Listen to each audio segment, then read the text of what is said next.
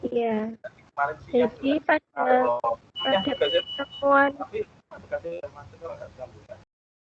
pertemuan kali ini kita akan membahas tentang perspektif global dilihat dari sudut ilmu-ilmu sosial dan ilmu lain yang terkait.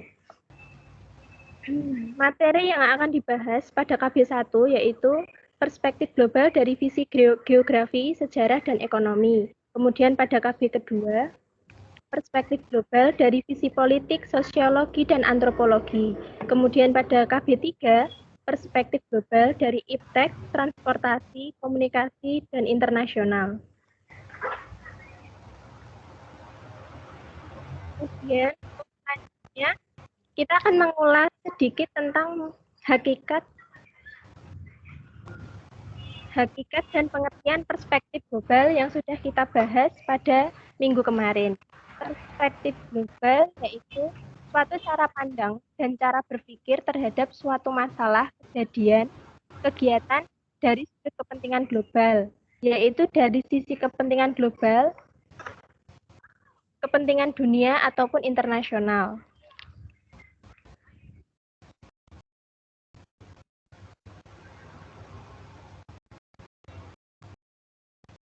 Menuju pada kegiatan belajar 1, yaitu perspektif global dari visi geografi, sejarah, dan ekonomi. Untuk yang pertama, perspektif global dari visi geografi. Geografi adalah ilmu tentang keruangan. Konsep ruang dalam geografi yaitu permukaan bumi 3 dimensi, yakni darat, air, dan udara.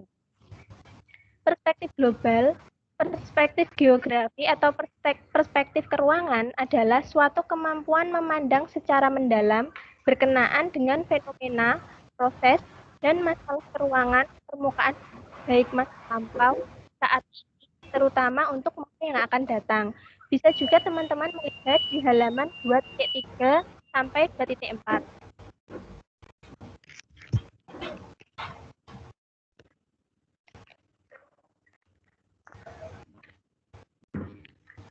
Di situ dijelaskan banyak sekali dari para ahli menyatakan tentang perspektif global dari geografi. Kemudian selanjutnya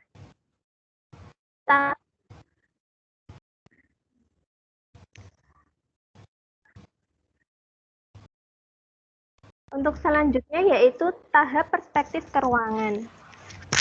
Ada 3, yakni perspektif lokal, yaitu dari perkampungan, 1 bersambung menjadi perkampungan yang lebih luas, seperti contoh tentang perkembangan pemukiman penduduk, tempat perbelanjaan, seperti pasar, dan lain sebagainya. Kemudian perspektif regional, yaitu lebih besar daripada perspektif lokal, yaitu adanya perubahan ruang, misalnya hutan menjadi lahan pertanian, kemudian dijadikan sebuah pemukiman seperti perumahan-perumahan. Kemudian yang ketiga, perspektif global, yaitu sudah menuju ke arah-arah internasional, seperti interaksi antara negara, tentang budaya pertukaran kesenian, kemudian perdagangan internasional, tentang impor dan ekspor pakaian maupun makanan. Bisa selengkapnya dilihat di modul halaman 2.5 sampai 2.7.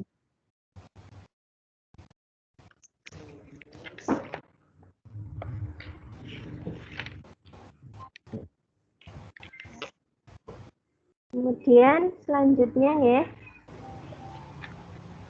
yaitu perspektif global dari visi sejarah. Seorang ahli yaitu Immanuel Kant mengungkapkan tentang ilmu budi tunggal yang saling menghubungkan antara konsep sejarah dan geografi pada abad tersebut.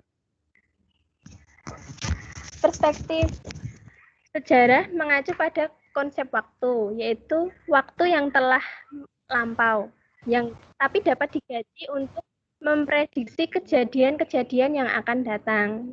Contoh dari perspektif global dari sejarah yaitu seperti tokoh agama untuk umat Islam, tentunya yaitu perbuatan yang dilakukan oleh Rasulullah. Kemudian untuk pertemuan internasional, misalnya yang bersejarah itu di negara kita itu seperti Konferensi Asia Afrika yang terjadi di Bandung. Kemudian lanjut. Perspektif global dari visi ekonomi.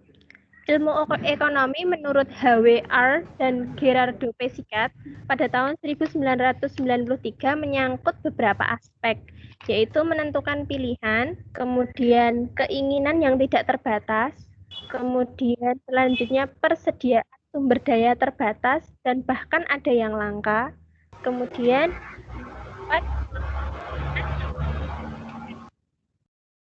yang kelima, penggunaan hari ini dan hari esok. Maksudnya di sini merupakan menentukan pilihan di mana manusia itu diberikan akal, yaitu untuk menentukan pilihan mana yang diperlukan dan mana yang tidak diperlukan. Kemudian keinginan yang tidak terbatas, di mana manusia itu memiliki sikap kebanyakan manusia ya, tidak semuanya. Ada beberapa manusia yang memiliki sikap tidak cukup. Jadi mereka menginginkan sesuatu yang tidak terbatas, yang tidak ada batasnya seperti itu.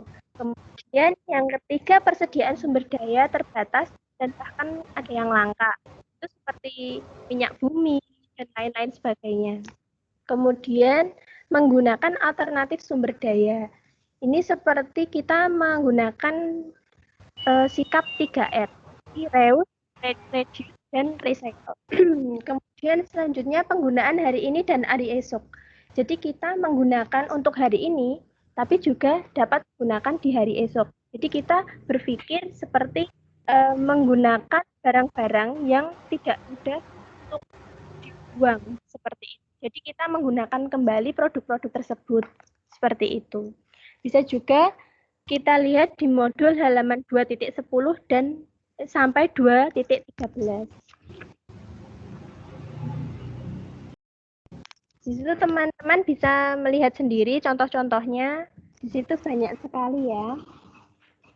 Dan ini saya membuat note, yaitu ekonomi adalah manajemen rumah tangga, di mana ekonomi itu pasti selalu ada di setiap dunia manapun, pasti ada yang namanya ekonomi ya, karena itu adalah suatu manajemen rumah tangga seperti itu.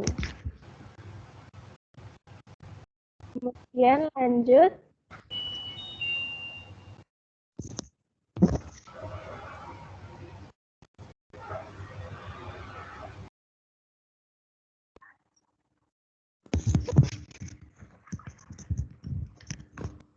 Sudah muncul belum teman-teman yang KB2? Sudah, Mbak. Ya. Untuk yang kedua, yaitu perspektif global dari visi politik, sosiologi, dan antropologi. Yang pertama, perspektif global dari visi politik. Ilmu politik yaitu mempelajari tentang negara, tujuan-tujuan negara, dan lembaga-lembaga yang akan melaksanakan tujuan-tujuan tersebut. Itu menurut Roger F. Soltau. Dalam perspektif global, hubungan suatu negara dengan negara lain itu adalah suatu hal yang pokok. Bisa teman-teman lihat di halaman 2.18 sampai 2.21. Di situ menjelaskan tentang jenis hubungan yang disesuaikan dengan jarak jangkauan dalam negara-negara di dunia ini. Yaitu dari negara yang regional, jadi antar bangsa seperti Asia Tenggara, jadi antara Indonesia dengan Thailand, kemudian Indonesia dengan Korea Selatan, contohnya seperti itu. Kemudian yang kedua, jenis hubungan internasional, yaitu antar bangsa atau antar negara di berbagai belahan dunia. Ini contohnya seperti kita dengan benua Asia, dengan benua Eropa, seperti itu. Kemudian dengan cara yang global, yaitu antara semua bangsa dan antar semua negara di dunia, jadi keseluruhan. Nah, di situ ada gambar, yaitu pertemuan ASEAN Plus 3 Summit yang telah dilakukan di negara ini. Tapi pertemuannya itu dilakukan di Singapura. Sistem kerjasama antar negara di dunia ini, seperti itu. Kemudian lanjut ya.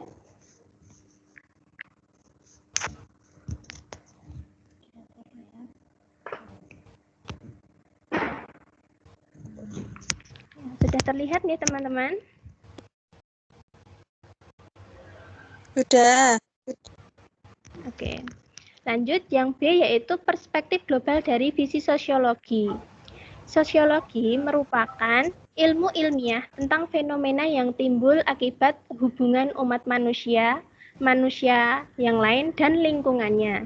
Jadi ini merupakan hubungan dan interaksi sosial yang dialami manusia dalam lingkungannya secara meluas.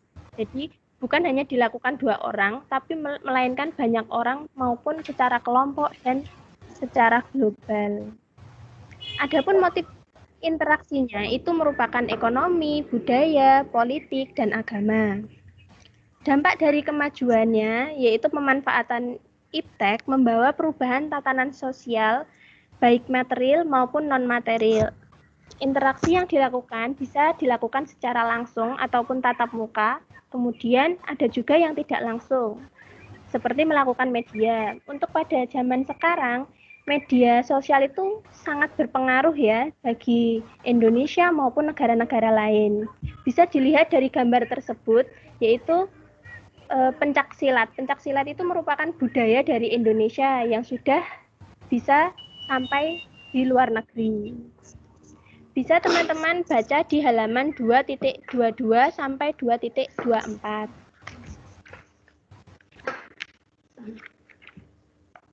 Oke, next ya.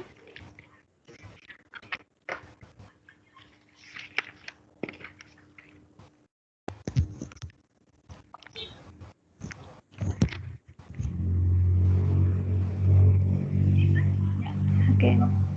Kemudian yang C, perspektif global dari visi antropologi. Dari sudut pandang antropologi terhadap perspektif global berarti mengamati, menghayati, memprediksi perkembangan kebudayaan secara menyeluruh. Yang aspek serta unsur-unsurnya itu berkaitan antara satu sama lain yang terintegrasi dalam kehidupan umat manusia. Selengkapnya di halaman 2.25 sampai 2.28. Contohnya yaitu seperti pertunjukan kesenian keliling dunia, yaitu dan kunjungan DPR ke seluruh dunia, kemudian pertukaran pelajar ke antar negara, kemudian pertemuan berbagai pakar dari berbagai bidang pengetahuan. Bisa dilihat itu contohnya ya di gambar seperti kesenian ya kesenian Jawa yaitu ya bisa sampai mancanegara. Kemudian itu adalah merupakan pertukaran pelajar. Jadi pertukaran pelajar sendiri juga termasuk dalam sudut pandang antropologi. Nah, itu ada penjelasannya di gambar sudut pandang antropologi, yaitu pada lingkaran titik pertama itu adalah lokal. Jadi antar Indonesia ini ya. Jadi di dalam Indonesia ini kita juga melakukan sudut pandang antropologi. Kemudian pada titik kedua itu nasional, regional, kemudian yang ketiga itu internasional, yaitu antar bangsa, kemudian yang keempat itu global, jadi secara menyeluruh di seluruh dunia ini.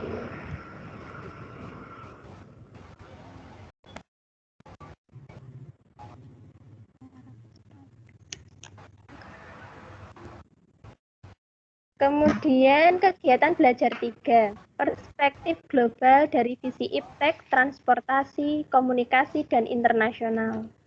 Untuk yang pertama, perspektif global dari visi iptek. Sudah kita ketahui sendiri ya, teknologi adalah penerapan pengetahuan dan ilmu pengetahuan untuk mengembangkan pengetahuan tentang cara pemanfaatan sumber daya alam untuk memenuhi kebutuhan tertentu. Tentunya itu kebutuhan manusia ya.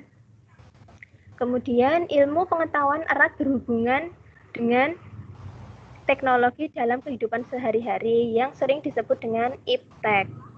Bisa dilihat di halaman 2.33 sampai 2.37. Nah, ada pun juga dampak-dampak iptek, yaitu di situ bisa dilihat ya, dampak iptek secara negatifnya itu bisa menyebabkan kekerasan, pornografi, kemudian memicu terjadinya kejahatan-kejahatan lain, bisa teman-teman lihat di situ ya. Jadi selain ada sisi positifnya, tentu iptek itu juga membawa dampak negatif. Jadi kita sebagai pendidik juga harus benar-benar bisa memahami kalau iptek itu juga dapat membawa dampak negatif. Seperti itu. Oke, selanjutnya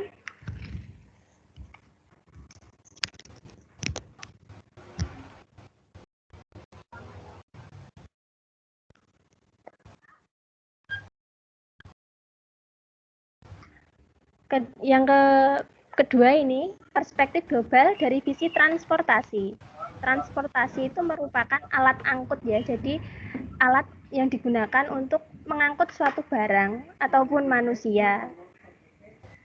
Bisa dilihat dari halaman 2.2 2.38 sampai 2.40. Kita bisa menggunakan alat angkut atau transportasi itu bisa melalui darat, air, udara, seperti pada gambar itu. Jadi ada bisa mobil, kemudian pesawat, ada kapal, dan ada truk ya. Jadi peran transportasi sendiri itu bisa dapat dijadikan alat distribusi dari pemproduksi, kemudian didistribusikan kepada konsumen. Seperti itu. Nah, adapun dampak negatifnya dari transportasi itu yaitu dijadikan alat untuk menyelundupkan orang jahat seperti teroris, kemudian obat-obat terlarang seperti narkoba, kemudian menyebabkan polusi yang dapat menjadikan pencemaran udara. Dan meningkatkan volume jumlah kendaraan yang menyebabkan kemacetan di kota-kota besar. Contohnya yang sering macet itu kan pasti teman-teman juga sudah pernah melihat di berita ya, tentunya di Jakarta, yaitu di ibu kota negara Indonesia ini. Oke, next ya.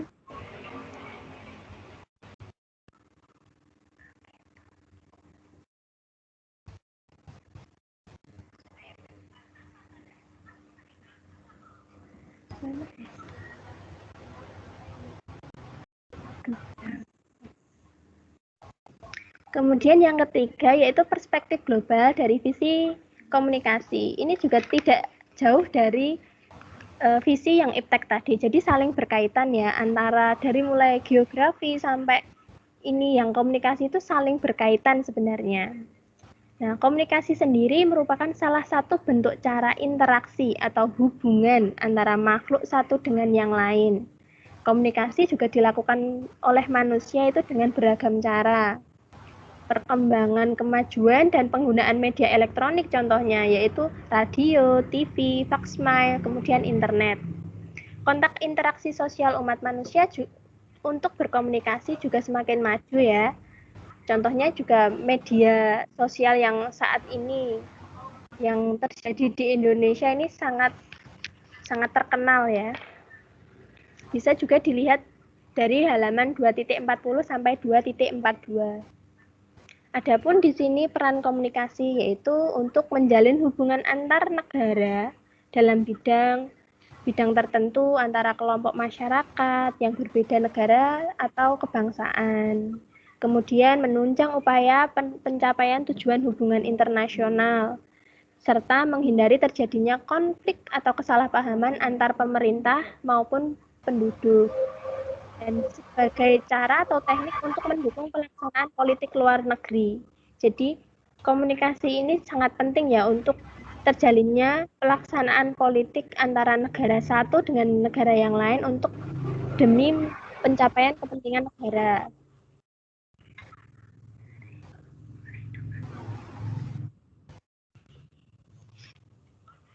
Teman-teman masih mendengarkan saya ya?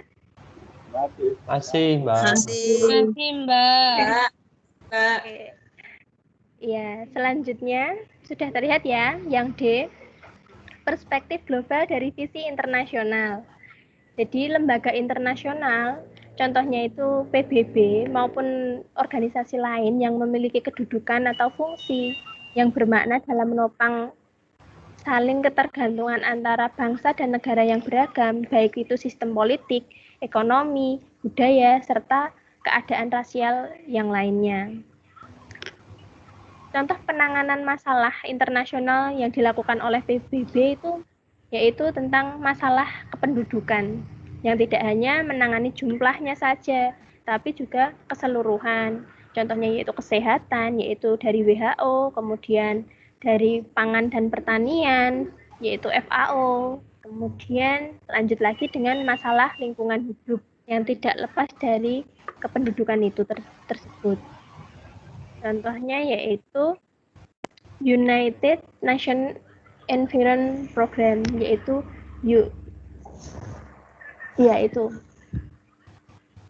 Kemudian selanjutnya yaitu masalah perdamaian mengenai pertikaian senjata nuklir, percobaan nuklir di PBB, yaitu Komisi Ilmiah tentang Efek Radiasi Atom.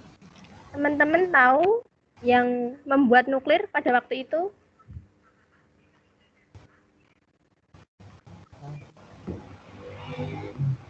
Negara mana, teman-teman? Irak. Ada yang lain? Jawaban yang lain? Jepang. Mana, Basaki?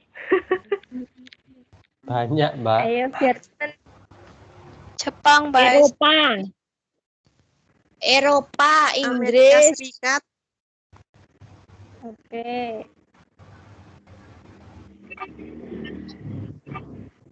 Yang sering jadi bahan pemberitaan ya itu antara Israel dan Palestina. Tentunya teman-teman pasti juga mendengarkan ya. Iki mawon Iya. namaten jenengan mendapatkan niki mawon nggih mawon niki mboten. Teman-teman tolong Dapat mic-nya dimatikan dulu. Oke.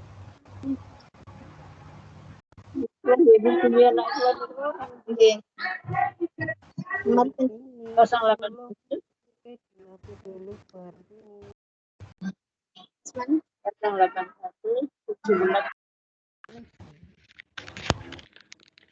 Oke, selanjutnya ya ini adalah kesimpulan. Bagi kita seorang pendidik itu harus bisa memiliki cara pandang yang luas terhadap dampak positif serta dampak negatif arus globalisasi, baik itu dari sudut ilmu sosial serta ilmu pengetahuan lain. Dengan cara yaitu mengevaluasi keberhasilan atau kemajuan baik secara itu kualitatif maupun kuantitatif. Seperti itu teman-teman yang bisa saya sampaikan. Semoga teman-teman bisa mencerna kalimat yang saya ucapkan tadi. Sekian dari kelompok 2. Terima kasih. Demikian ya para mahasiswa semuanya ya, pemaparan yang disajikan oleh kelompok 2 yaitu menyajikan perspektif global dari segi beberapa visi ya. Ya selanjutnya ini kami persilakan ya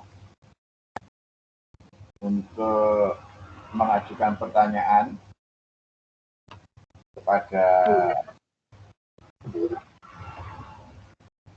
kelompok 2 yang nanti kita pecahkan bersama, kita uraikan bersama. Jadi sekali lagi seperti kemarin ya, sebutkan nama yang mengajukan pertanyaan dan nanti yang menjawab semua peserta mempunyai hak untuk menjawab ya, mempunyai hak untuk menjawab sebagai penilaian keaktifan.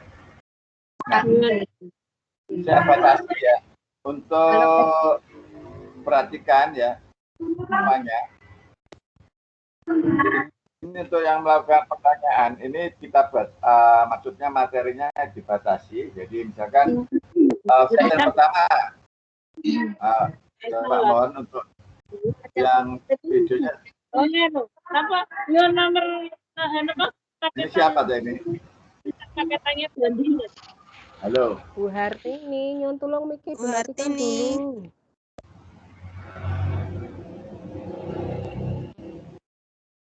Jadi tolong per KB ya. Jadi misalkan session pertama ini modul 2 KB1 ini pertanyaannya dari ruang lingkup itu aja dulu.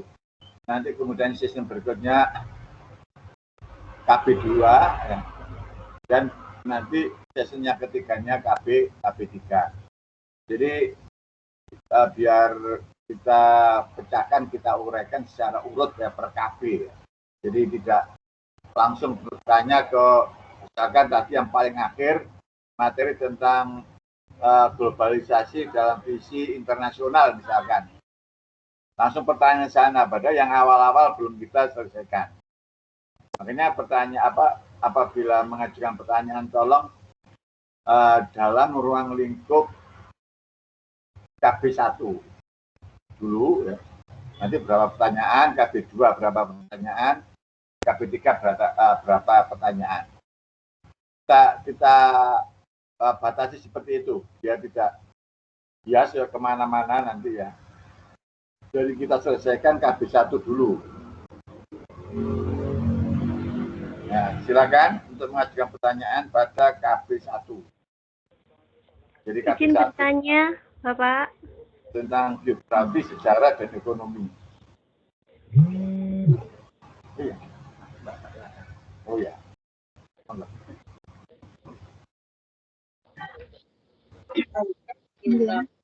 Bapak. Ya, silakan. Dian Agustin, Bapak. Mau bertanya. Terima kasih. Di sini saya ingin bertanya pada kelompok 2.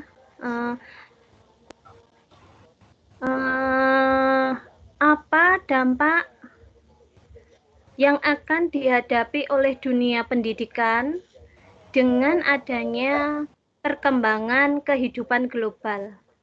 Terima kasih.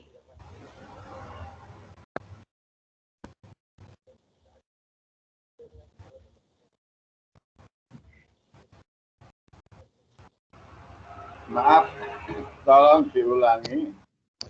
Oke.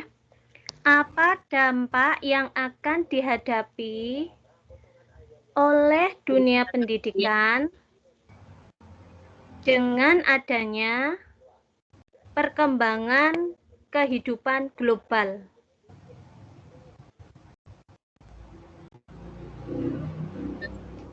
Ini pertanyaannya pada KB berapa, Bu? Di KB 1. KB1 modul? Ini mboten apa, Mbak? Nggih.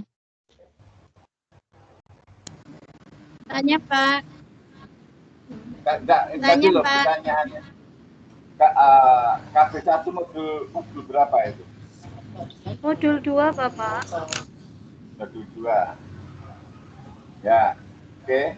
Lanjut pertanyaannya. Tanya, Pak. Ya. Tanya, Pak. Saat ini. Pertanyaannya, jelaskan pengertian negara maju dan negara berkembang. Negara Indonesia termasuk di dalam negara yang mana? Jelaskan, Pak.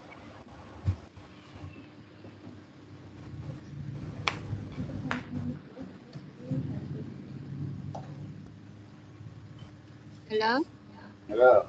Ya, silakan.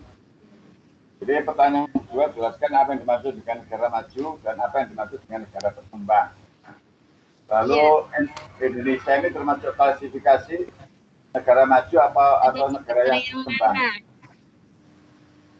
Ya, silakan nanti dijawab oleh kelompok 2 atau yang kelompok lain yang bisa lebih jauh menjawab. Silakan lanjut. Yuliana, Pak. Ya. Yuliana, saya mau bertanya tentang KB1 itu pada tatanan internasional yang semakin mengglobal dalam perspektif ekonomi dan ekologi akan berpengaruh apa terhadap Indonesia itu sendiri? Terima kasih. Oh, itu terakhir. Pada tatanan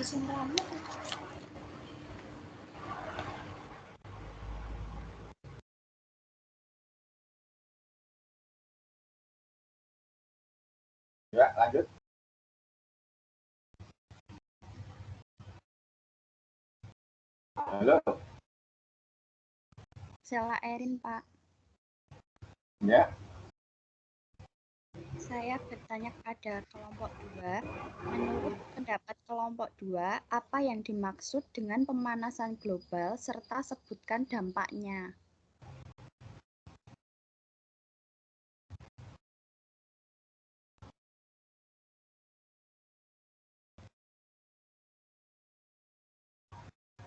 Begitu, Pak.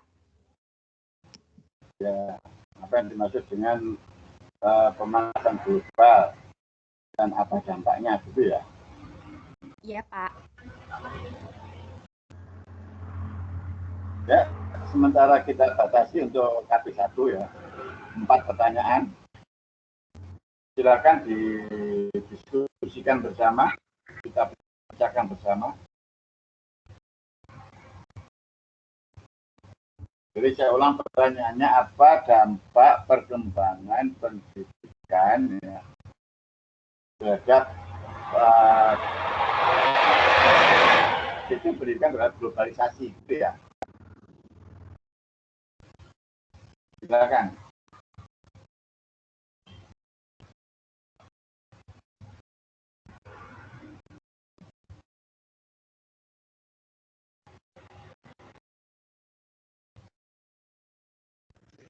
Iya, saya akan menjawab dari pertanyaan Mbak Dian tadi, yaitu menurut pendapat kelompok Anda, dampak apa yang akan dihadapi oleh dunia pendidikan dengan adanya perkembangan kehidupan global? Jadi, menurut saya, dampak adanya perkembangan kehidupan global di dunia pendidikan yang paling terpengaruh yaitu anak didik ataupun siswa, karena mereka sebagai sumber daya manusia, generasi muda, pembangun di masa depan. Sebagai contoh saat pandemik sekarang ini, siswa mendapat pendidikan dari rumah melalui media daring, yaitu belajar dari rumah ya, secara online. Secara tidak langsung, ini juga merupakan perkembangan globalisasi di dunia pendidikan. Anak menjadi lebih mengetahui IT berupa Android ataupun laptop. Jika tidak diberi pembelajaran yang sesuai dari umur anak didik tersebut, dari pendidik, maka kemungkinan dampak negatif dari Android ataupun HP dan laptop akan dirasakan sejak dini. Mereka cenderung menjadi pemalas dan tidak mau berpikir kreatif. Seperti itu. Bisa dilihat di sumber modul halaman 2.29.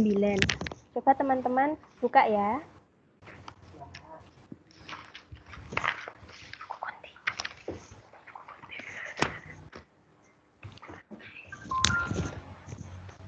Sudah ketemu teman-teman? Iya, Mbak. Sudah. Ya, di situ sudah bisa teman-teman baca ya di situ. Oke, Pak, sekian dari saya, Bapak. Ya, kembalikan kepada penanya atau Iya, tawarkan menurut kepada Ya, terima kasih Mbak Esti. kalau misal pun Mbak Dian mau menambahkan juga boleh, monggo. boleh, yang lain boleh juga nambah.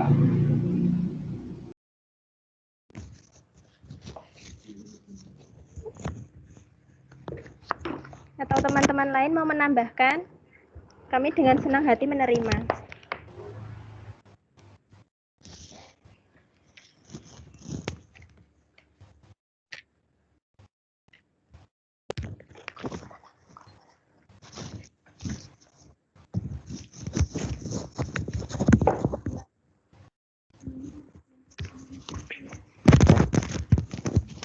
Sepertinya sudah ya, Bapak. Teman-teman sepertinya sudah setuju. Bisa dilanjutkan ke pertanyaan selanjutnya, Bapak? Ya, coba tolong disimpulkan.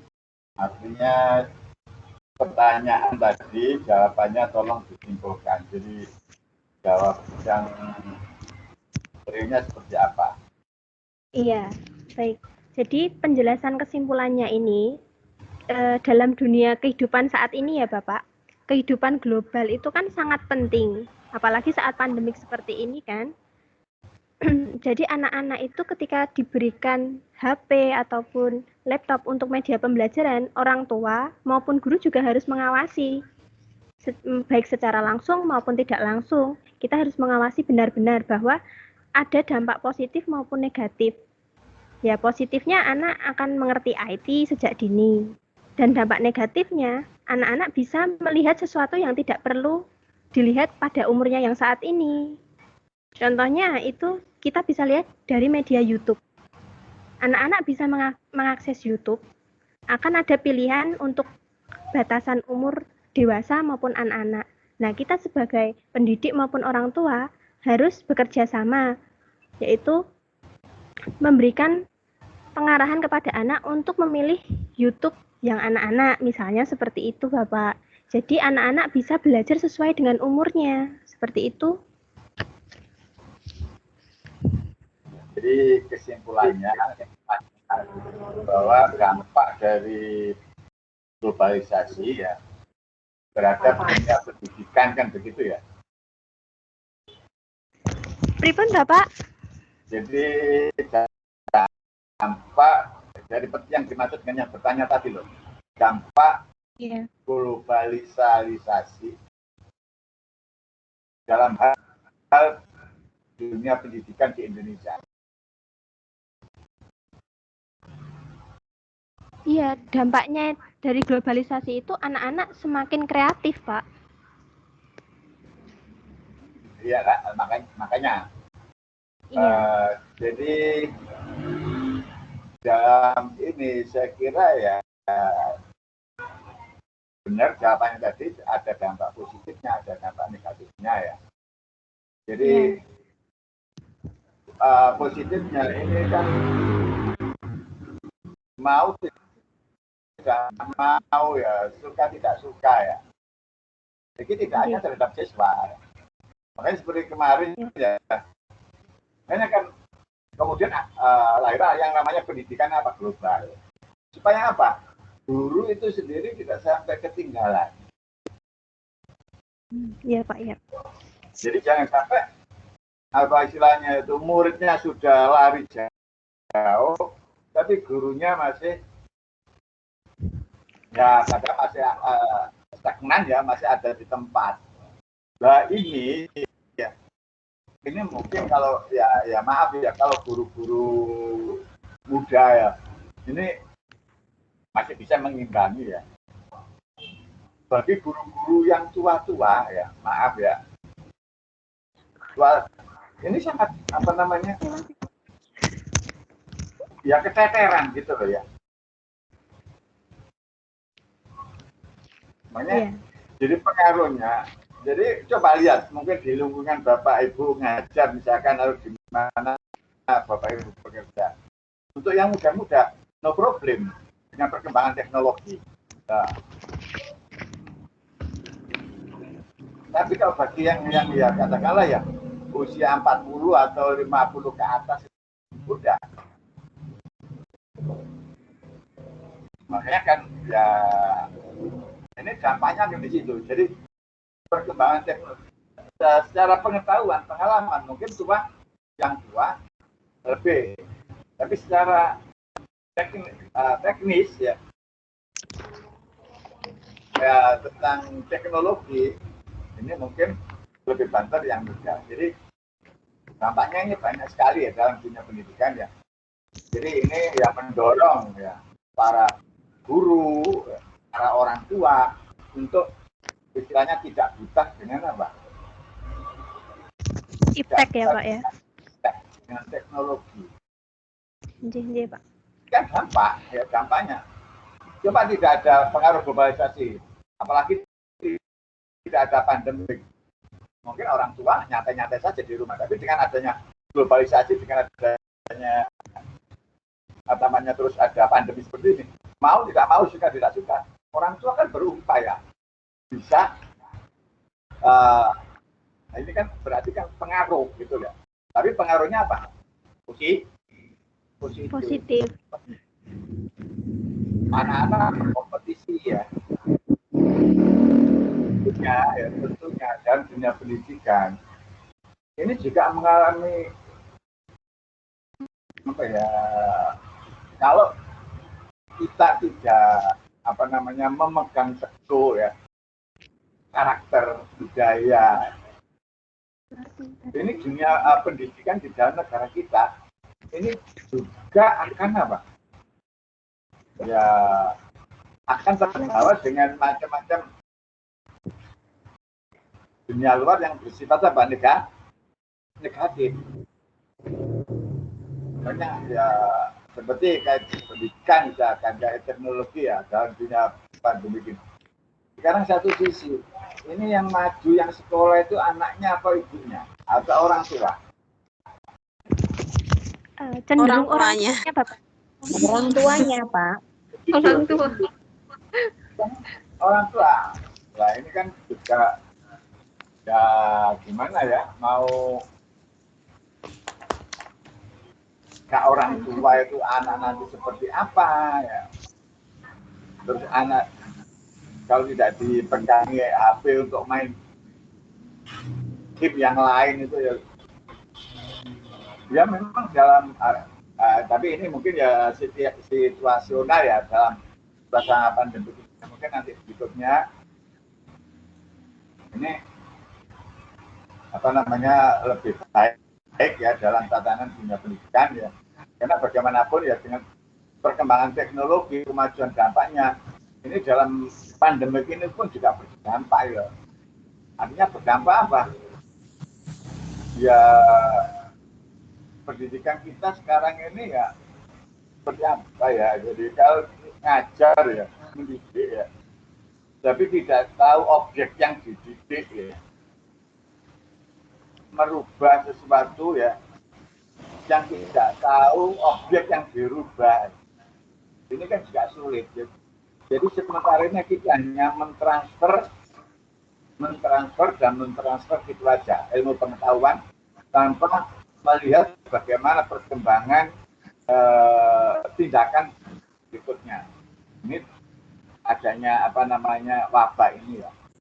Tapi kalau dalam segi teknologinya sendiri, ya jelas ya semakin maju. Jadi ini ya Bapak Ibu ya, jadi dampak dalam dunia pendidikan ya, tentunya ada dampak positif, ada juga dampak negatif. Jadi positifnya, dampaknya untuk siapa? Ya untuk guru, ya untuk orang tua, dan juga untuk siswa. Guru dituntut kreatif kan begitu ya, kreatif inovatif gitu ya. Lebih milenial kan begitu. Ini kan pengaruh semuanya kan dampak pengaruh dari globalisasi. Ya. Oke, gitu. Selanjutnya soal nomor 2, jelaskan negara maju dan negara berkembang. Kemudian Indonesia yang termasuk negara yang mana?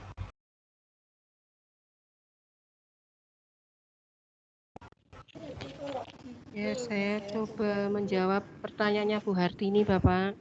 Jelaskan pengertian negara maju dan negara berkembang. Negara Indonesia termasuk di dalam negara yang mana?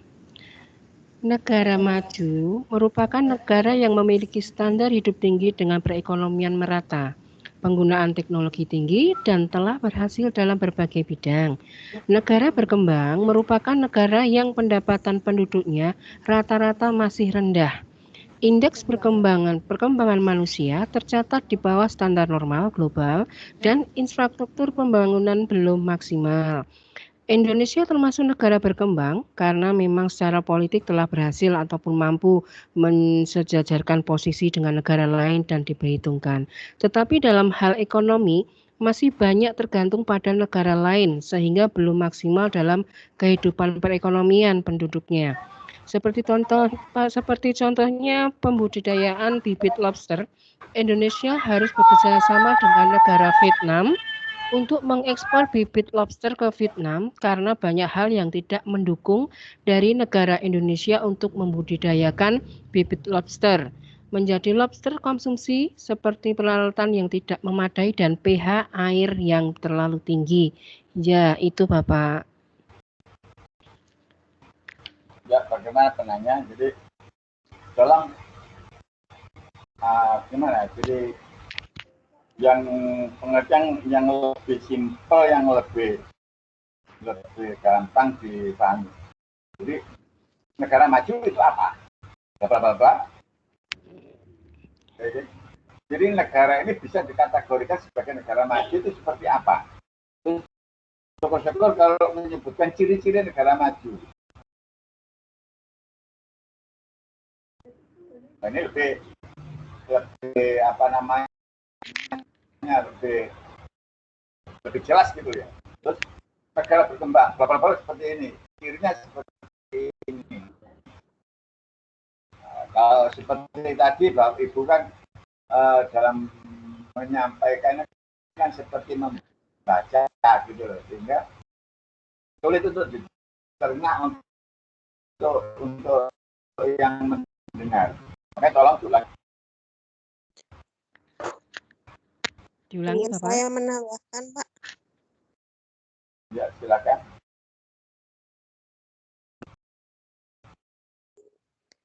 Saya Ermawati ingin menambahkan dari jawabannya tadi Bu Afir.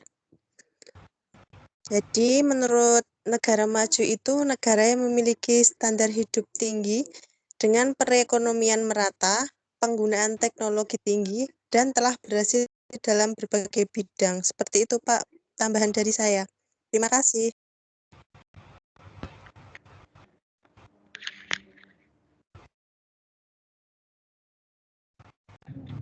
Bagaimana penanya? Terus kalau negara berkembang? Oke Pak, matur nuwun jawabannya. Untuk negara berkembang bagaimana?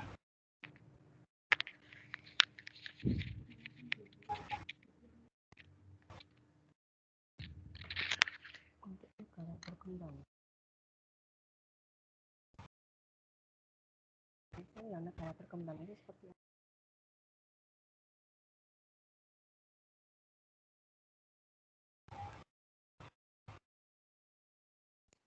Saya boleh menambahkan lagi Pak untuk negara berkembang?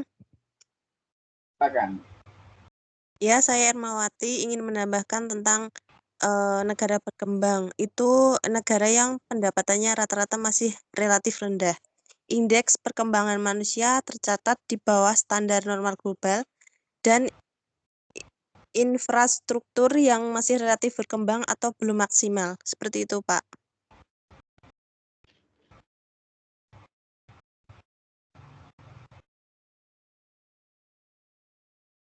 Ya, bagaimana untuk yang lain? Sudah paham apa belum apa yang dimaksud dengan negara maju? Jadi yang menjadi tolak ukur ya, menjadi ukuran ya. Negara ini bisa dikategorikan sebagai negara maju. Ya. Negara ini bisa dikategorikan sebagai negara berkembang. Ya. Negara ini bisa dikategorikan negara yang terkebelakang. Ya. Ini yang menjadi tolak ukurnya, yang menjadi ukurannya. Ini yang pertama adalah apa? Hasil per kapita ya, per orang, ini kalau hasil per kapitanya tinggi ya misalkan ya, jadi ini dilihat dari segi hasil ya, ini sangat tinggi gitu ya, jadi artinya sangat tinggi ini sesuai dengan standar internasional. Nah, makanya kalau dibuka ya indeks standar internasional kehidupan itu berapa per kepala atau itu berapa. Nah, kalau di atas ya, di atas rata-rata penghasilan masyarakatnya ya itu, oh berarti negara itu bisa dikatakan negara maju. Kemudian ya di bidang teknologi, jadi infrastruktur, dari sumber daya manusianya ini juga, jadi SDM-nya ini juga ya pandai-pandai, cerdas. Ini termasuk apa, kategori negara maju. Jadi yang pertama itu dia dari segi pendapatan per kapitanya berapa negara itu ya. Terus SDM, sumber daya manusianya seperti apa, teknologinya seperti apa. Dari ini ukuran negara maju. Negara yang berkembang, ini juga ada ukurannya, berapa sampai berapa. Dan yang paling rendah ini namanya negara yang paling terbelakang, ya paling ya, bisa dikatakan negara miskin itu ya. Nah, makanya maju sedang itu kan bisa yang dikenalkan negara miskin. Karena apa? Ukuran yang dipakai itu ada pendapatan per kapita masing-masing dan pola hidup di dalam masyarakat. Makanya di dalam percaturan dunia negara miskin, nah, ini berarti kan negara terbelakang. Ini juga ya, berarti ya kalau yang miskin ini tingkat pendidikan rendah. Kalau yang berkembang tadi kan ya gak rendah banget ya. Jadi masih apa ya? Ya masih bersifat menengah ya. Jadi kalau di presentasi yang katakanlah misalkan dalam segi pendidikan yang pandai dan yang S1, katakan yang S1 dan yang SD itu berapa perbandingannya, ini masih istilahnya itu masih imbang ya. Tapi kalau dalam negara maju ini dalam pendidikannya, masyarakatnya ini rata-rata sudah perguruan tinggi semua. Ini kalau dilihat dari segi pendidikannya. Nah, kalau yang rendah banget itu ya paling ya lulus SD barangkali ya, tingkat dasar. Ini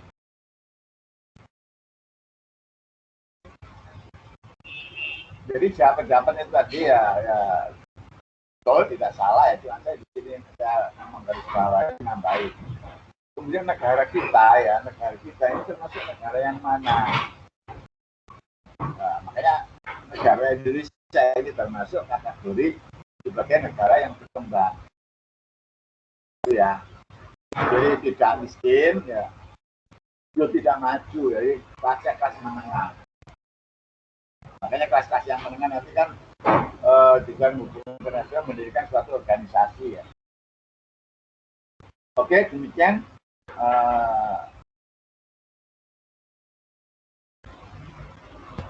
Lanjut untuk pertanyaan yang ketiga. Ya, untuk pertanyaan yang ketiga dari Mbak Anggraini, menurut pendapat kelompok Anda, apa yang dimaksud dengan pemanasan global serta sebutkan dampaknya? Menurut pendapat kami, kelompok kami, pemanasan global merupakan proses peningkatan jumlah karbon dioksida di atmosfer sehingga terjadinya efek rumah kaca di atmosfer juga meningkat.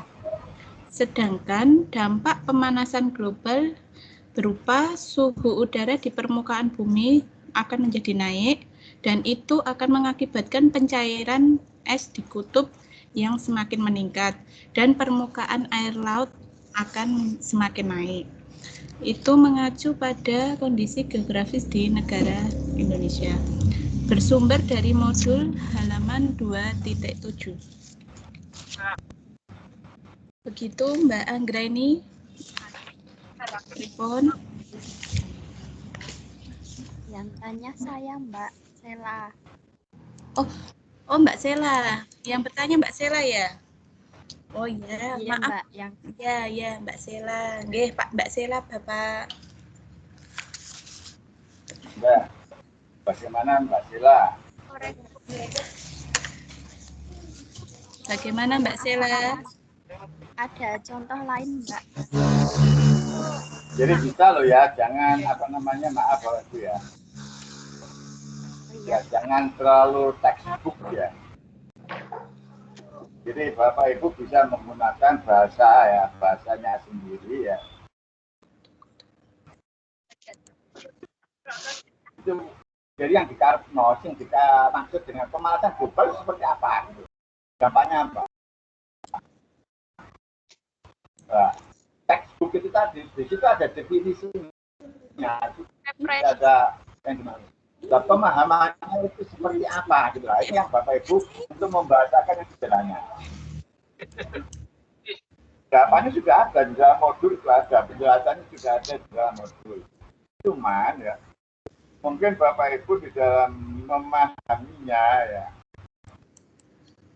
kurang jelas ya, maka silakan untuk menggunakan bahasa yang paling sederhana, lebih dimengerti, lebih dipaham oleh teman-teman yang lain.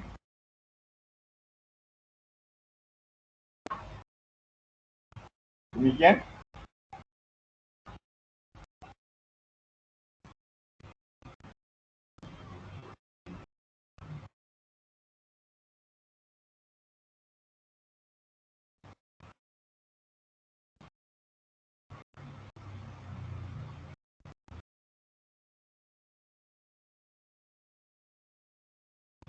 Halo.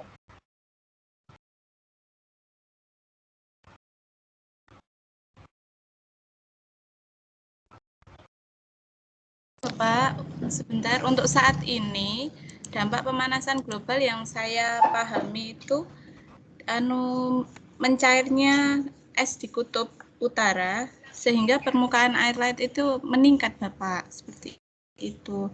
Untuk dampak lainnya kemungkinan bisa terjadinya kebakaran hutan, Bapak, serta mungkin adanya wabah penyakit yang terjadi di mana-mana. Banyaknya kabut asap, serta krisis air bersih, Bapak. Seperti itu, karena mencairnya permukaan air yang naik seperti itu.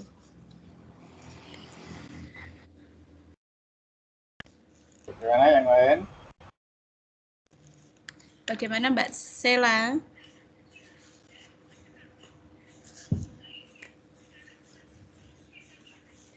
Mbak Sela? Iya, Mbak. Jadi ada beberapa dampak lain ini menurut analisa saya, kemungkinan seperti krisis air bersih yang mungkin akan berkurang, terjadinya kebakaran hutan, banyaknya kabut asap, seperti itu Mbak Sela. Iya, Mbak. Iya. Sampun Bapak. Jadi maksudnya gini ya, seperti kan bahasa kan lebih sederhana. Pertanyaannya tadi kan apa yang dimaksud dengan pemanasan global? Nah, yang dimaksud dengan pemanasan global yaitu peningkatan ya, peningkatan suhu udara ya, yang dirasakan oleh seluruh umat manusia, seluruh dunia. Itu yang namanya panas, panasnya mengglobal. Jadi suhu udara yang meningkat panasnya ya, yang tersebar di seluruh. Nah, kemudian proses kenapa kok terjadi semacam itu ya? Jadi diuraikan bahwa naiknya apa tadi? Naiknya permukaan air. Jumlah dioksida ya, yang di atmosfer itu ya.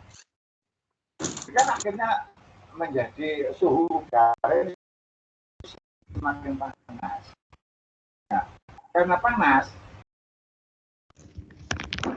otomatisnya panas itu kan ya permukaan air ya, itu apa namanya, air ini terus terserap ke atas ya, jadi menguap ke atas kan begitu ya. Nah, termasuk ya kebakaran hutan ya, jadi kebakaran hutan itu sendiri juga bisa ya karena adanya pemanasan global ya. Kemudian kebakarannya sendiri itu juga mengakibatkan pemanasan global. Jadi dengan asap yang naik membumbung tinggi ke atas, ini kan akhirnya membawa apa ya?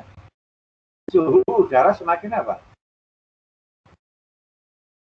Jadi dengan adanya panas yang menyeluruh ya, panas yang menyebabkan hutan itu kebakaran kan begitu ya? Atau dibakar orang, akhirnya pembakaran semakin meluas ya.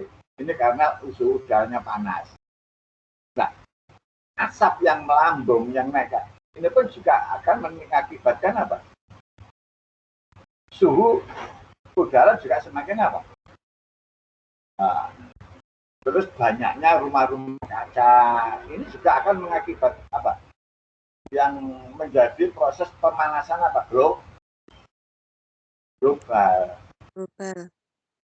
Jadi saya ulang ya, jadi yang dimaksud dengan pemanasan global itu suhu udara yang semakin tinggi, apa ya, yang meningkat gitu ya ke seluruh dunia. Nah, penyebabnya apa? Ya, penyebabnya bisa karena banyaknya rumah kaca, ya, penebangan hutan yang gundul, ya. Terus dampaknya apa ya? Dampaknya musim juga tidak menentu dan lain sebagainya ya.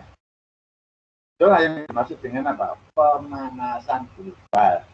Jadi yang dimaksud dengan pemanasan global itu suhu udara yang meningkat ya, yang tersebar di seluruh dunia, yang mengglobal. Jadi suhu udara panas yang mengglobal. Apa yang menyebabkan itu? Ya termasuk rumah kaca, ada pembakaran hutan. Dampaknya seperti apa? Ya, suhu permukaan air ini meningkat. Ya. Karena panas itu kan akhirnya air laut kan terus menyebabkan curah hujan nggak merata, iklim nggak menentu, itu kan karena adanya dampak-dampak dari pemanasan global. Begitu tambahan dari saya. Bisa dilanjut? Iya Bapak, terima kasih Bapak.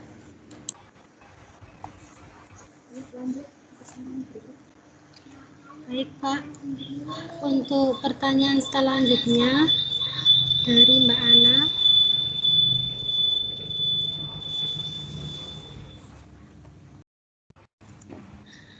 Pada tatanan internasional yang semakin mengglobal, dalam perspektif ekonomi dan ekologi akan berpengaruh apa terhadap Indonesia?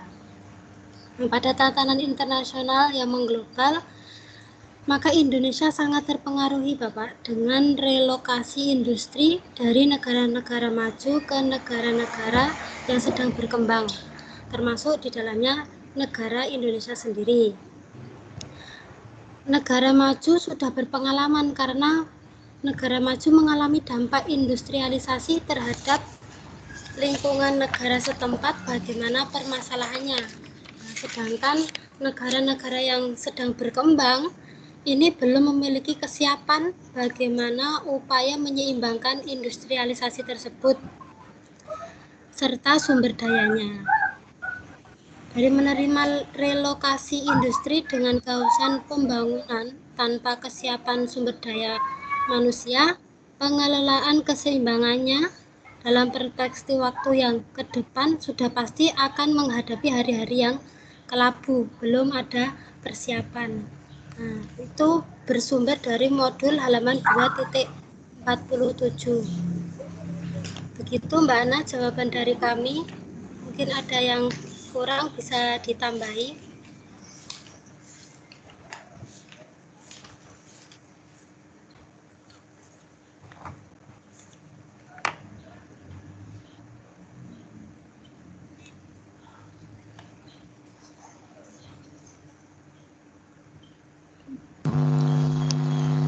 Iya Mbak Konita, terima kasih.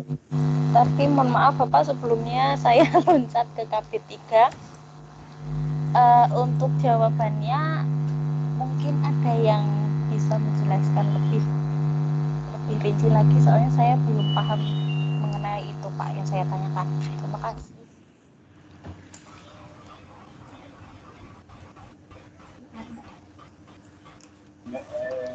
Kelompok 2 tadi Ya, ini pertanyaan dari siapa tadi?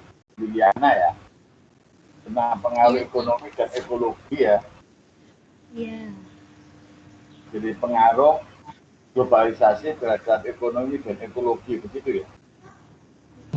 Iya, Bapak. Itu seperti apa gitu loh. Nah ini yang dibuka itu kan jawabannya tadi halaman di dalam modul di KB yang termasuk KB internasional. Perspektif global dari visi internasional. Padahal itu kan kaitannya dengan globalisasi, kaitannya dengan masalah apa ekonomi.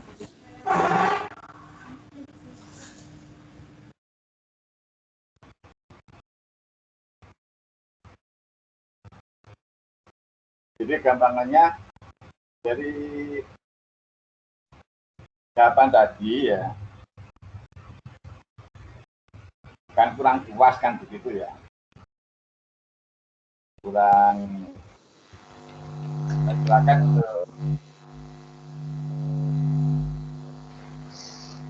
diulangi lagi jawabannya.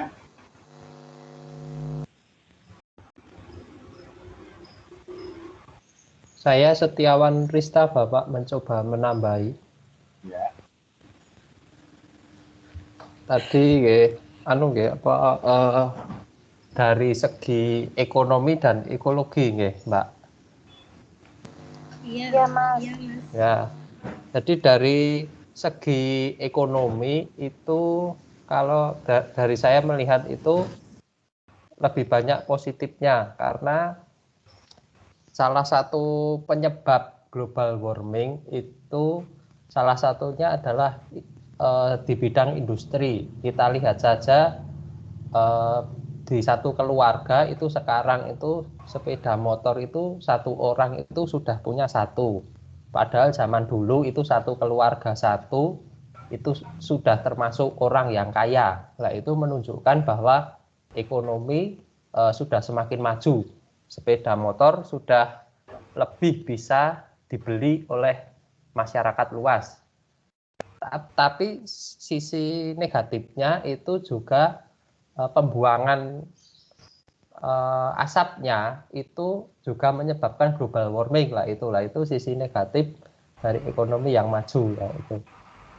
Terus dari segi ekologi itu karena terjadi global warming otomatis ekologi juga akan terganggu seperti di kutub utara semisal itu lapisan es yang seharusnya untuk habitat beruang kutub itu juga semakin terkikis. Jadi beruang kutub yang zaman dahulu itu dari Rusia ke Amerika itu menyeberang lewat laut yang membeku, tapi sekarang karena laut yang membeku itu sudah berkurang, bahkan ada jalur yang terputus, maka habitatnya juga semakin berkurang. Jadi untuk mencari makanan juga tidak bisa seluas dahulu. Sedikit dari saya itu, Mbak Yuliana, Bapak matur nuwun. Ya, bagaimana?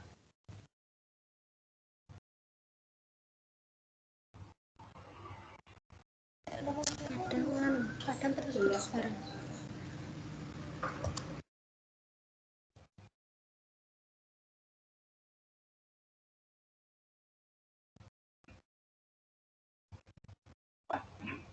Jadi tadi ya ini saya menggarisbawahi pada prinsipnya ya sudah benar ya, karena jadi ya maaf ya, jawaban seperti apapun ya dari materi ya tidak bisa kita salahkan.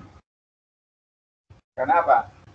Ya ini kaitannya dengan apa ya, ilmu sosial yang selalu berubah, yang selalu berkembang. Jadi apapun pendapat itu ya tergantung dari sisi mananya dia memandang. Makanya ya jawaban kalian ini tidak ada yang saya salahkan, semuanya ya. Cuman ya ada lebih baiknya, yang lebih sempurnanya, tambah gitu, atau dalam apa namanya pandangan yang lain, misalkan seperti tadi pengaruh ekonomi ya. Globalisasi, pengaruh ekonomi dan ekologi. Sekarang ya, kalau kita masalah ekonomi, kita kalau bahas ekonomi, nanti kita bahas apa sih?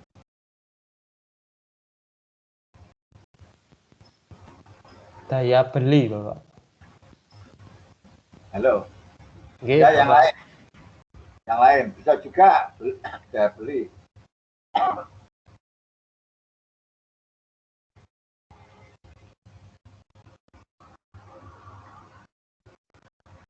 Yang lain. Jadi kalau kita bahas masalah ekonomi, berarti kita itu berorientasi pada apa? Kebutuhan hidup. Gaya hidup. Beda? Jadi, nah, kebutuhan hidup ya, misalkan ya, jadi untuk memenuhi kita itu dulu ya, kita belanja itu, kita beli sesuatu karena kebutuhan atau karena apa? Keinginan.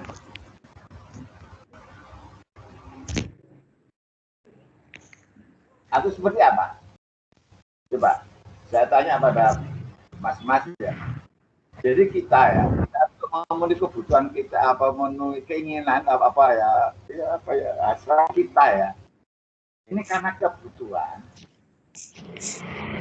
atau karena keinginan? Lebih banyak keinginan, Pak.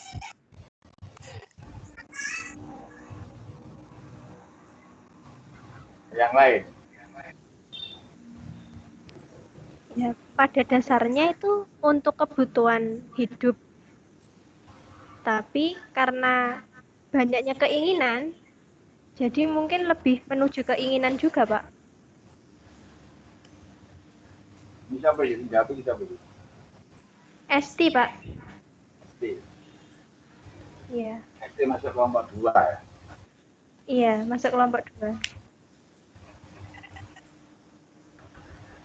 Ya pada prinsipnya ini kalau ya mindset kita ya, mindset manusia ini kan inilah yang dimaksud dengan mengglobal itu ya.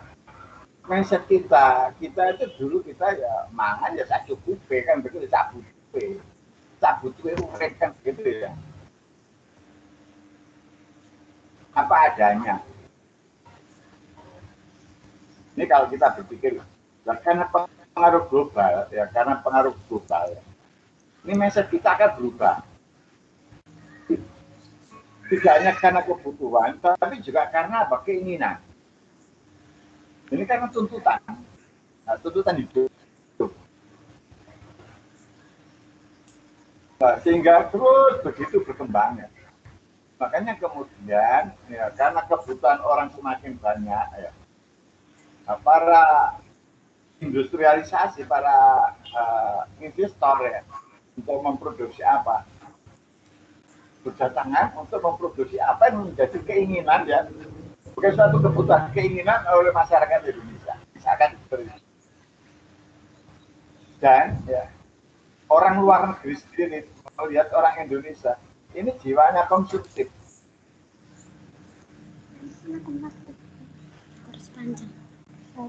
Ya, masalah apa? Jiwanya kebanyakan konsumtif. Terus punya ngene cek kepengen sudah satu masih kepengen 2 ya, warna merah. Sudah ketua merah cek kepengen biru karena membeli baju warna biru. Misalkan ini biasanya cewek-cewek ini ya. Jadi sesuai apa? Nah, inilah yang dimaksud dengan pengaruh apa? Pengaruh ekonomi. Otomatis karena kebutuhan orang semakin banyak, keinginan orang banyak, maka ya, para produsen, para investor, para berlomba-lomba untuk mendirikan di negara-negara yang memiliki kebutuhan atau yang memiliki keinginan yang mindsetnya itu konsumtif ya, menjadi sasaran utama, Makanya kalau ini terus ya juga akan mempengaruhi ekosistem, ekologi. Nah, ekologi itu ya misalkan kalau pabrik itu nanti mendirikan pabrik perusahaan kan harus memperhitungkan memperhitungkan amdalnya, analisis dampak lingkungannya bagaimana. Terus sekarang coba Bapak Ibu amdal yang ada di rumah Bapak, mbak-mbak yang suka membeli ya barang-barang apa saja itu, coba kan tidak memikirkan ekologinya, lingkungannya, tas kreseknya, dusnya. Karena apa? Ya ini. Jadi karena kebutuhan, karena yang akan mempengaruhi juga apa? Lingkungan, ekosistem, ekologinya, lingkungan. Akhirnya terjadilah apa? Pencemaran. Coba di rumah Bapak Ibu itu, dus itu yang bekas-bekas tempatnya di pojok-pojok sana mesti ada. Itu kan pencemaran. Tapi hal-hal semacam itu kita ya masyarakat kayaknya hal yang biasa tidak terasa. Nah makanya tetap seperti yang dalam pembukaan kemarin, pola pikir kita, pola hidup kita ya, itu tetap pola pikir mindset kita luar negeri, tapi tatanan ini tetap apa, lokal ya, tetap lokal gitu ya. Jadi makanya sekarang dikembangkan dengan kearifan lokal itu kan juga penting kan itu. Itu saya kira tambahan atau penegasan dari saya ya. Jadi yang terakhir, tadi pertanyaan terakhir dari KB 1. Sekarang kita buka lagi dengan session berikutnya, mungkin sampai hanya session yang kedua. Tolong dibuka ya. Session yang kedua.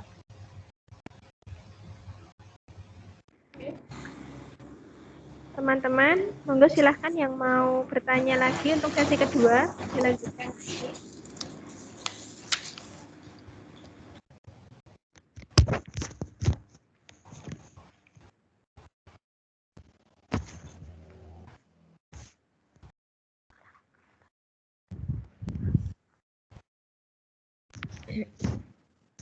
Halo teman-teman. Iya Mbak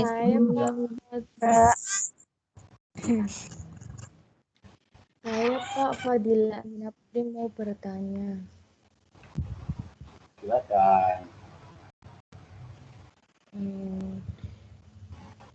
Sebutkan beberapa aspek ilmu ekonomi. Terus itu dijelaskan ya. Aspek ekonomi. Aspek ilmu ekonomi. Masuk dalam KB berapa itu? Itu KB 3 Pak. KB 1 Pak itu. Yang kita buka pertanyaan ini KB berapa ya? Oh iya, KB 2.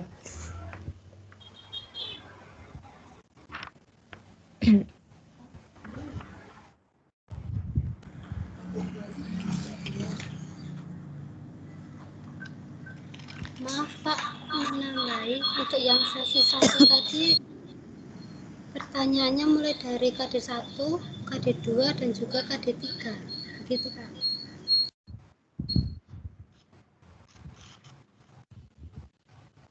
Betul. Ya, sekarang coba silakan untuk membuka session lagi.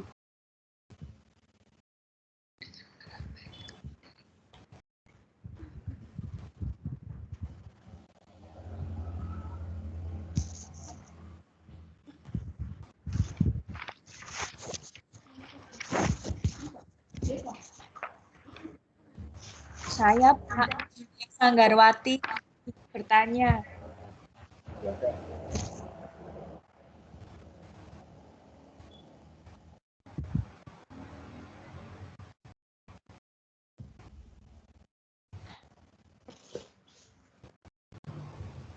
Bisa saya mulai, Pak, pertanyaannya? Silakan. Nggih, Pak. Dengan menambahnya kebudayaan daerah ke seluruh penjuru dunia, sudah pastinya kan akan ada manfaatnya. Tolong jelaskan manfaat apa saja yang akan ditimbulkan dari merambahnya kebudayaan ke seluruh penjuru dunia, Pak. Terima kasih. Ya, teman-teman.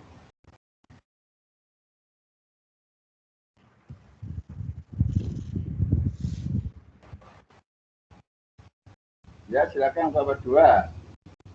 Ayo bertanya lagi. Saya Pak Herlina mau bertanya.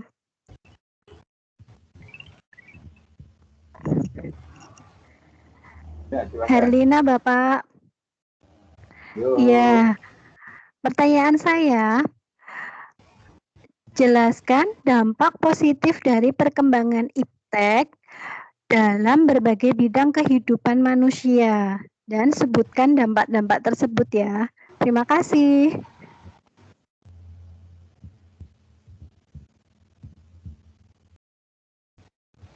Yo, ya lagi.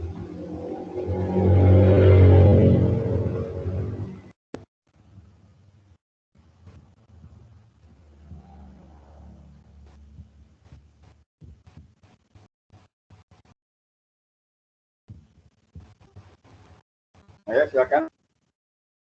Ada lagi pertanyaan?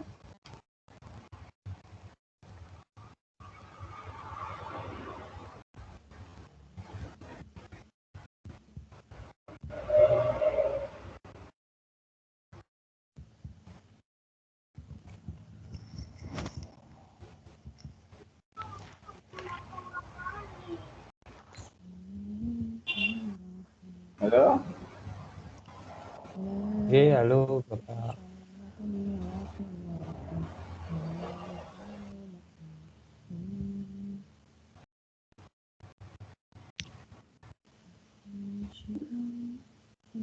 Berarti ini pertanyaan baru 3 ya, teman-teman? Baru 2. 3, Bapak. 3. Iya, dari Mbak Fazila, kemudian Mbak Julia sama Mbak Herlina.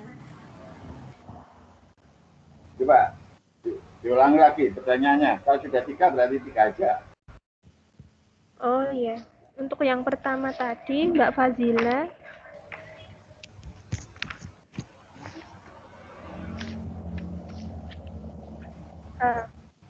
Sebutkan beberapa aspek ilmu, ekonomi, dan jelaskan seperti itu, Bapak.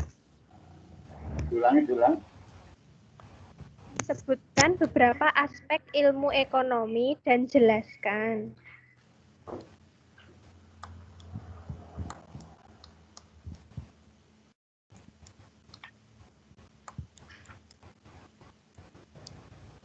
Jelas. Nah, untuk pertanyaan selanjutnya tadi dari Mbak Julia, itu dengan merambahnya kebudayaan ke seluruh penjuru dunia, kita diminta untuk menjelaskan manfaat apa yang ditimbulkan dari hal tersebut, seperti itu. Oke. Nah, dan untuk yang pertanyaan yang ketiga dari Mbak Herlina, itu kita diminta untuk menyebutkan dampak positif dari perkembangan iptek dari berbagai kehidupan manusia. Ya, sudah 3 itu aja, mengingat waktunya ya. Tolong kelompok 2 atau kelompok yang lain bisa menjawab.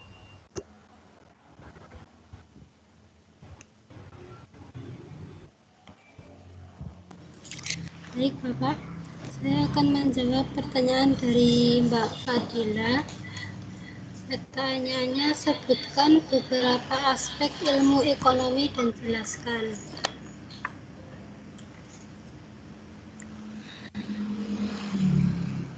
Untuk aspeknya, yang pertama menentukan pilihan, yaitu memiliki apa yang perlu dan tidak perlu dikonsumsi. Kemudian keinginan yang tidak terbatas, contohnya pada saat belanja, manusia menginginkan bermacam-macam barang yang ingin dibelinya, seperti itu. Terus yang kedua, yang selanjutnya, persediaan sumber daya terbatas, bahkan ada yang langka, di mana banyaknya peminat membuat pasokan barang menjadi sulit ditemukan di pasaran. Contohnya apa ya? Gas LPG yang 3 kilo itu misalnya. Terus kegunaan alternatif sumber daya. Contohnya di saat pasokan gas LPG yang sudah semakin langka atau terbatas di pasaran, maka sumber daya alternatif yang digunakan dengan menggunakan kayu bakar. Gitu, Pak. Terus yang selanjutnya, penggunaan hari ini dan hari esok itu bisa menghemat sebisa mungkin barang-barang yang sulit didapatkan untuk hari berikutnya dan bisa mengatur berapa banyak penggunaan barang tersebut untuk hari ini. Gitu Mbak Fadila, jawaban yang kami berikan. Mungkin mau ada yang ditambahi?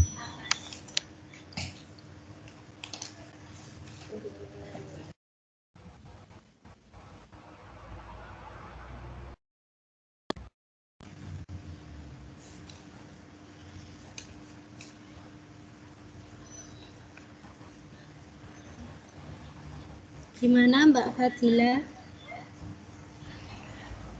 Iya Mbak, cukup Mbak. Terima kasih.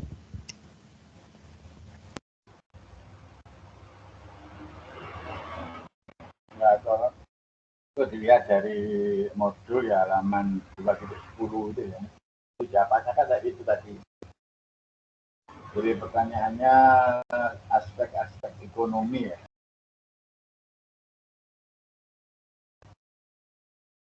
Jadi di situ ada aspek menentukan pilihan, keinginan yang tidak terbatas, kesediaan sumber daya terbatas, kegunaan alternatif sumber daya, dan penggunaan hari ini dan hari esok. Nah, ini tentang bencana. Oke, ya memang itu jawabannya ya sesuai dengan pertanyaan.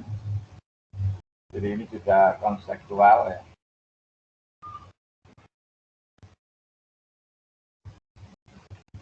Dalam kaitannya dengan ini ada yang perlu diperjelas.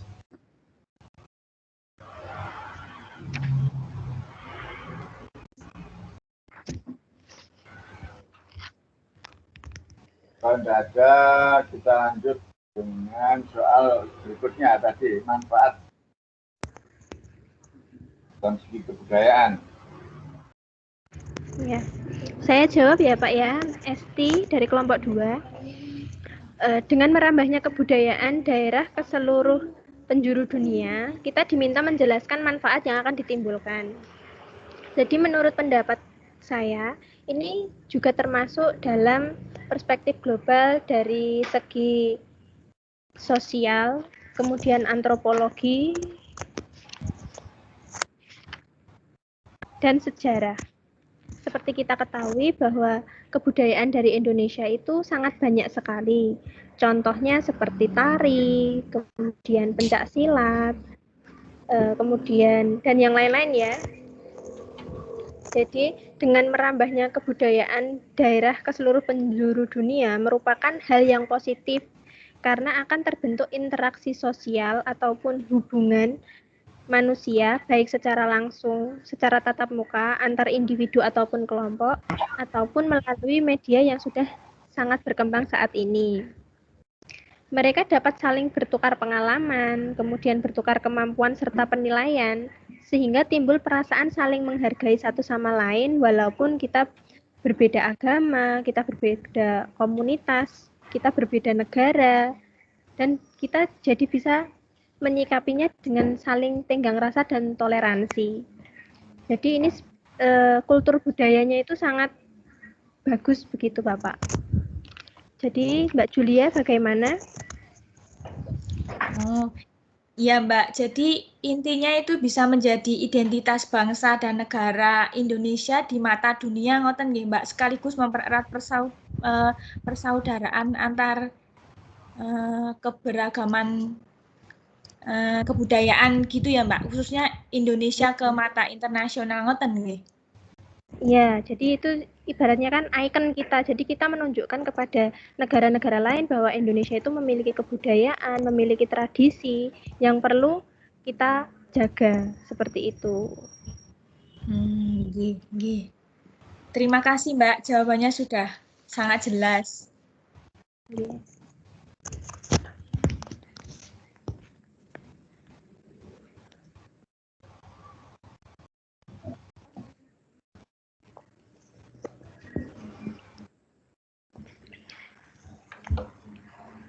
Sudah jelas? Ya, lanjut. Habis itu kita tutup.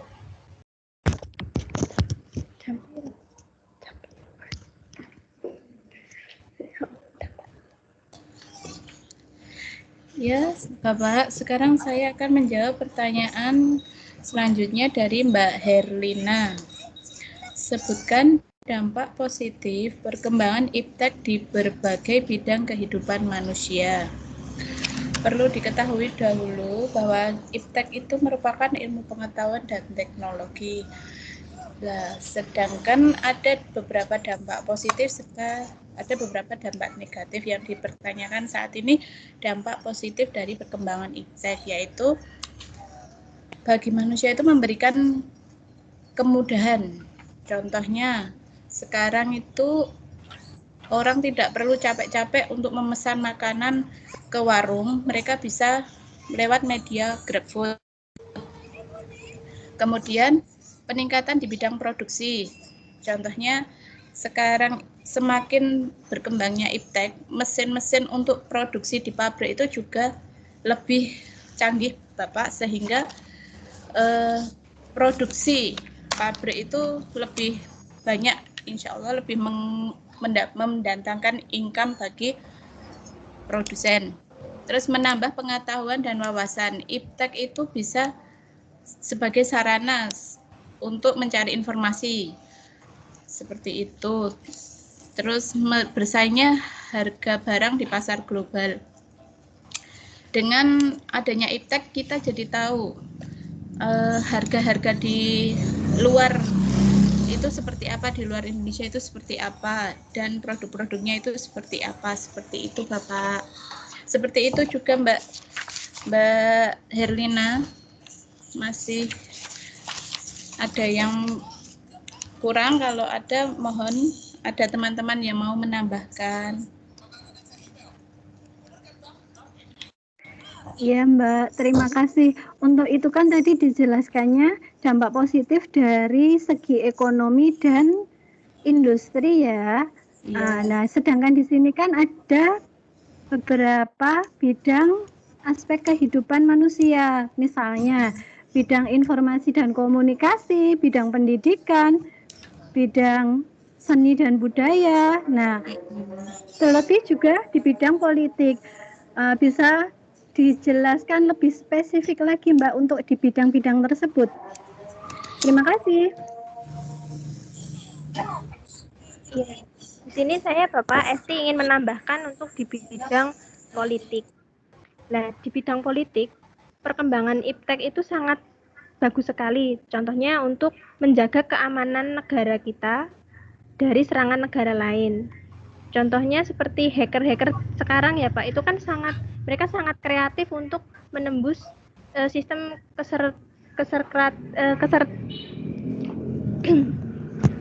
sekretariat negara itu loh Bapak. Ya, jadi kita juga harus belajar banyak dari perkembangan iptek seperti itu. Kemudian dari ilmu komunikasi, kita juga bisa mendapatkan informasi dari mancanegara. Kemudian kita dalam mobilitas masyarakat, kita juga bisa menciptakan lapangan pekerjaan di bidang komunikasi juga, seperti itu. Bagaimana Mbak Herlina? Iya, terima kasih Mbak Esti.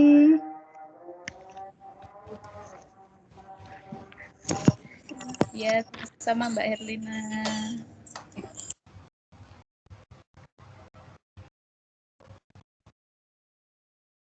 Ya, kita akhiri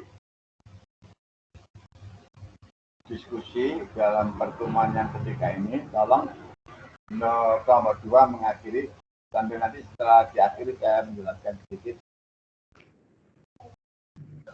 Iya, iya Bapak. Jadi terima kasih teman-teman, itu tadi presentasi kita pada modul 2. Semoga ini juga bisa menambah manfaat dan pengetahuan kita dalam perspektif dari bidang ilmu sosial maupun ilmu pengetahuan lainnya. Gitu, terima kasih teman-teman. Assalamualaikum warahmatullahi wabarakatuh. Waalaikumsalam warahmatullahi wabarakatuh. Jadi terima kasih sudah berjalan dengan baik. Ini walaupun tidak mencakup 25 mahasiswa yang bertanya ya, yang berargumentasi ya, hanya beberapa orang aja. Untuk 2 pertanyaan yang terakhir tadi ya, saya tinggal menggarisbawahi aja ya. Jadi yang jadi manfaat penambahan budaya ke penjuru dunia. Jadi tentunya ya manfaatnya tentunya ya ini baik bagi negara Indonesia ya. Jadi terjadi pertukaran, bisa terjadi percampuran ya, kolaborasi antara, sehingga lahirlah budaya baru atau kebudayaan baru. Misalkan kebudayaan negara Indonesia tentang tari Bali misalkan, kalau dipadukan dengan misalkan dengan budaya Eropa sana, mungkin lahirnya nanti akan melahirkan budaya baru. Itu kan termasuk manfaat ya. Kemudian yang manfaat yang lain dengan menambahnya budaya ke penjuru dunia. Ya yang jelas saling mengenal, saling saling memenuhi kebutuhan masing-masing negara. Itu. Kemudian yang terakhir tadi dampak positif iptek ya. Jadi kita harus paham dulu ya, apa toh yang dimaksud dengan iptek itu apa? Jadi ilmu pengetahuan itu kan bukan ilmu pengetahuan teknologi ya, ilmu pengetahuan dan teknologi. Jadi kalau kita mengurai satu-satu, jadi ilmu pengetahuan ya pemahaman, pengetahuan bahwa si A ini mengetahui ini gitu ya. Teknologi itu ya sudah merupakan aplikasi ya, penerapan pelaksanaan pengetahuan yang dimiliki. Nah, dalam kehidupan masyarakat ya dengan era globalisasi ini, mindset pola pikir dari manusia, ilmu pengetahuannya ini kan semakin tinggi. Pengetahuannya semakin banyak. Karena banyak yang dibaca, informasi sarana ini karena pengetahuan banyak, bagaimana mereka atau kita itu mengaplikasikan, menerapkan pengetahuan ini dengan teknologi, dengan teknik ya. Jadi teknik penerapannya seperti apa? Contoh misalkan ya, dulu kita ya gampangannya ya mau makan gitu ya, mau makan nasi, nanam padi itu seperti apa, paco, di bawah dan sebagainya. So, memang pengetahuannya baru tingkat itu. Dan ya aplikasinya, sarana untuk mengaplikasikan hanya di tingkat itu kan. Maco, kemudian ya menggunakan binatang.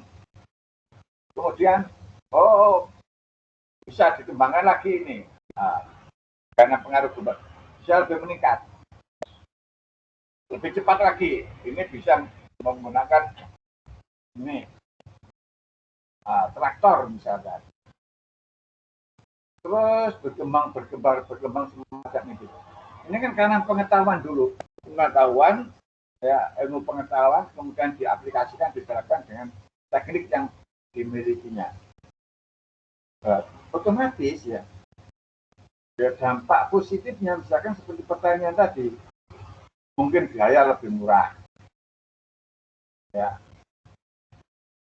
pendapatan lebih banyak mungkin ya. Terus tidak membutuhkan tenaga manusia lebih banyak. Nah itu. Dan segi itu ya, di pabrik pun juga demikian. Akhirnya apa? Dampak positif negatifnya. Banyaknya pengangguran. Kok bisa? Nah, karena semuanya ditangani dengan dengan mesin ya. Akhirnya tenaga manusianya kan apa?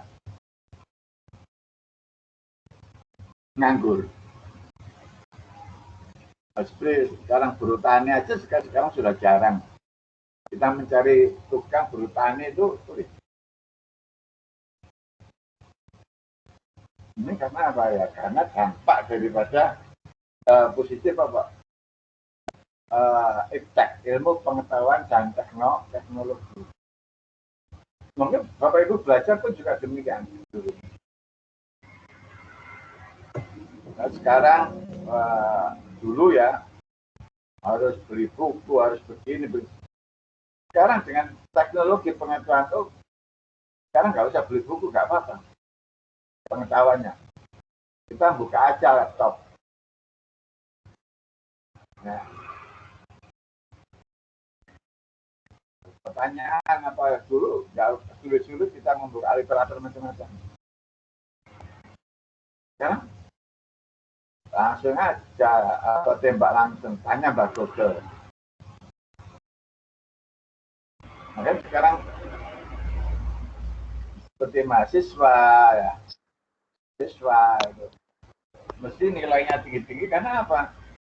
Ya kalau ada tugas itu mesti yang jawab itu bukan dari pola pikirnya sendiri, dari literatur yang dimiliki, tapi karena ya itu tadi tembak langsung ya. Kita buka Mbak Google pertanyaan, ada pertanyaan bla bla bla bla, kayak buka Google juga keluar jawaban. Jadi satu sisi ada positifnya, memang satu sisi ada negatifnya. Ya demikian, terima kasih. Terus berikutnya ya untuk tugas ya. Ini karena LMS-nya masih error ya. Ini belum bisa masuk ke sini. Nanti saya kirim lewat WA saja ya. Iya, Pak. Iya, Pak. Kirim lewat grup ya.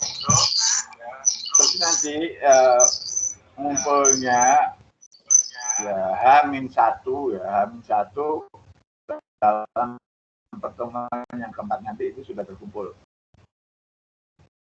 Nanti saya kirim email saya ya. Jadi nanti selain Bapak Ibu secara individu mengumpulkan lewat LMS ya, juga mengumpulkan lewat ketua kelas, dikoordinir, dijadikan satu file gitu ya, menggunakan PDF atau apa ya. Kemudian dikirim ke saya, ke email saya. Paham ya? Paham, Pak. Nggih, Pak. Terus untuk Mbak Esti ya, Mbak Esti ketua kelas. Ya benar ya, Mbak Esti ketua Iya, kelas. Bapak. Iya, Pak. Ini tolong di absen, kan absennya kan sudah ada ya. Absen untuk pengumpulan tugas ya. Jadi tugas 1 tanggal sekian. Ya. Nanti mahasiswanya kalau sudah mengumpulkan nanti dicek di Cawang, di Praja, terus nanti kan ada tanggalnya nanti itu saya buatkan itu ya. Karena ini nanti juga nanti sebagai laporan saya ke UT. Jadi Pak, siap Pak. Absennya kan ada 2 ya, ada absen tatap muka dan absen penyerahan tugas. Seperti semester kemarin lah. Pak. Ya, demikian, terima kasih. Masih ada waktu sedikit, ada pertanyaan atau sudah habis ini? Masih 5 menit? Iya. Nanti tolong sertakan emailnya jenengan deh, Pak. Ya, nanti saya kirimkan. Jadi saya nanti kirim tugas ya ke email saya itu secara kolektif, Pak ya. Iya. Dan nanti saya bukanya gampang gitu loh ya. Jadi urut mulai absen 1, 2, 3 ya saya koreksinya kan enak gitu loh ya. Sambil layar-layar sambil lewat HP cukup gitu. Iya, Pak. Dan sudah difoto tadi ya untuk pertemuan kali ini untuk semua ditampilkan videonya, dinyalakan semuanya.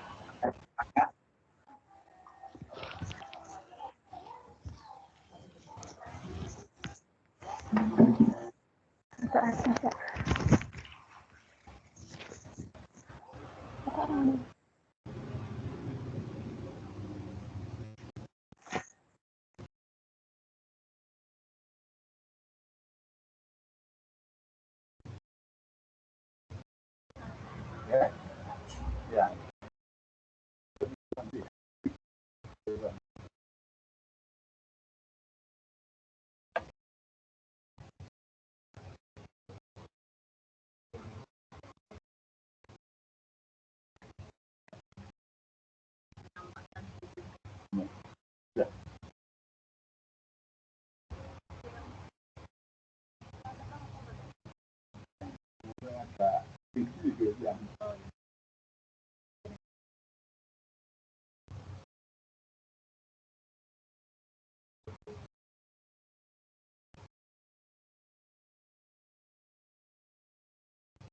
Udah, terima kasih. Selamat siang, selamat berbuka. Gurunya.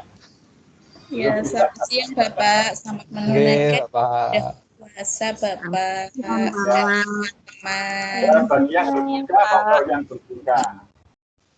Kan banyak ceweknya, kan mungkin ada yang buka. Iya, Bapak Menawi. Iya Pak, saya.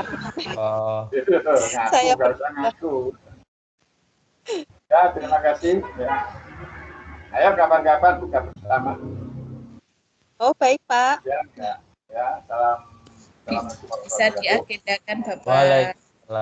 Waalaikumsalam warahmatullahi wabarakatuh.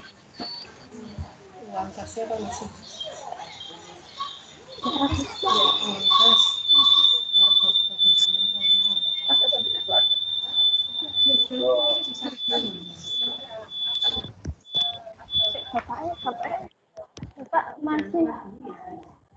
Teman-teman jangan live dulu ya.